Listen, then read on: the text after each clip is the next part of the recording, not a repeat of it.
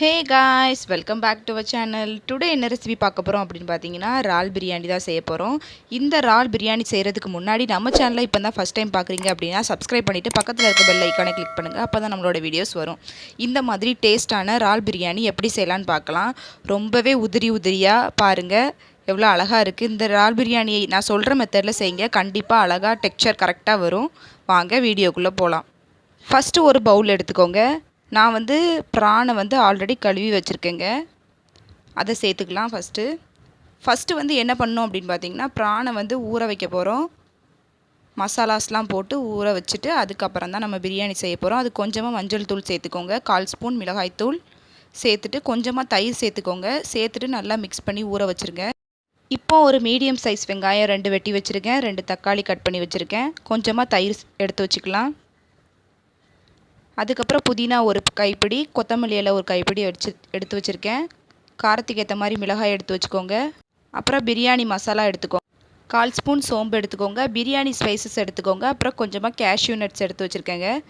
இப்போது ஒரு பாத்திரத்தில், நான் இன்றைக்கி பாத்திரத்தில் தான் செய்கிறேன், குக்கரில் செய்யலை.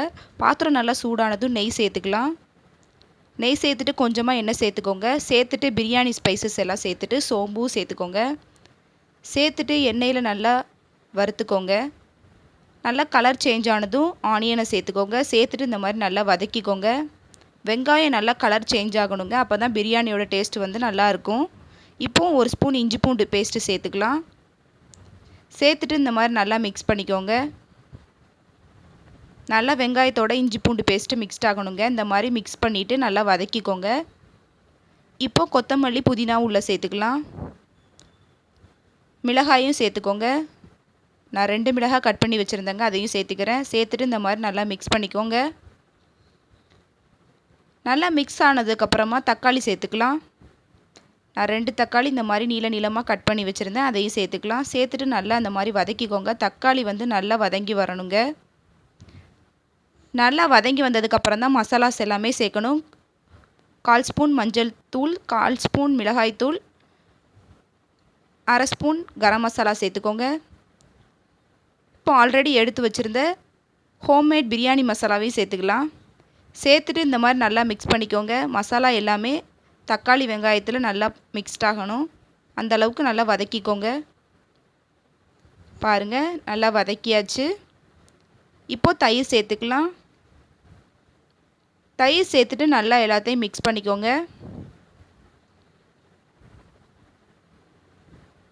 இந்த மாதிரி நல்லா மிக்ஸ் பண்ணிக்கோங்க. மிக்ஸ் பண்ணிவிட்டு ஒரு 2 நிமிஷம் அப்படியே வச்சுருங்கங்க. எண்ணெய் தனியாக பிரிஞ்சு வரும். இப்போது நம்ம ஆல்ரெடி ஊற வச்சுருந்த இறால் எல்லாத்தையும் உள்ளே சேர்க்க போகிறோம். சேர்த்துட்டு நல்லா மிக்ஸ் பண்ணுங்கள். மசாலா எல்லாமே இறால்லையும் மிக்ஸ் ஆகிற அளவுக்கு நல்லாமே மிக்ஸ் பண்ணுங்கள். இறால்லேருந்து தண்ணி தனியாக பிரியுங்க, அதனால் நீங்கள் எதுவுமே இப்போதைக்கு சேர்க்க வேண்டாம். கொஞ்சமாக தேவைக்கேற்ற மாதிரி கல் உப்பு சேர்த்துருக்கேன் நான். சேர்த்துட்டு நல்லா மிக்ஸ் பண்ணுங்கள். கொஞ்ச நேரம் அப்படியே வச்சுருந்தீங்கன்னா இறால்லேருந்து தண்ணி பிரிஞ்சு வருங்க. இப்போது தண்ணி சேர்க்கணும். தண்ணியோட கணக்கு எப்படின்னு பார்த்தீங்கன்னா, 1 கப்புக்கு 1.5 அப்படின்னு எடுக்கணும். இப்போ 1 கப் அரிசி எடுத்திங்கன்னா 1.5 கப் தண்ணி சேர்க்கணும். நான் 2 கப் அரிசி எடுத்தேன், அதுக்கேற்ற மாதிரி தண்ணி சேர்த்துருக்கேன். தண்ணி சேர்த்ததுக்கு அப்புறமா நல்லா கொதிக்கணுங்க. தண்ணி நல்லா கொதித்ததுக்கு அப்புறம் தான் அரிசியை போடணுங்க.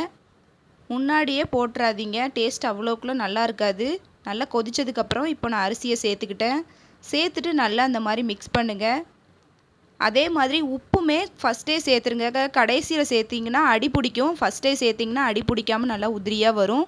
இப்போ ஒரு வாட்டி கலந்து விட்டு நல்லா மூடி போட்டு தண்ணி நல்லா வற்ற விடுங்க.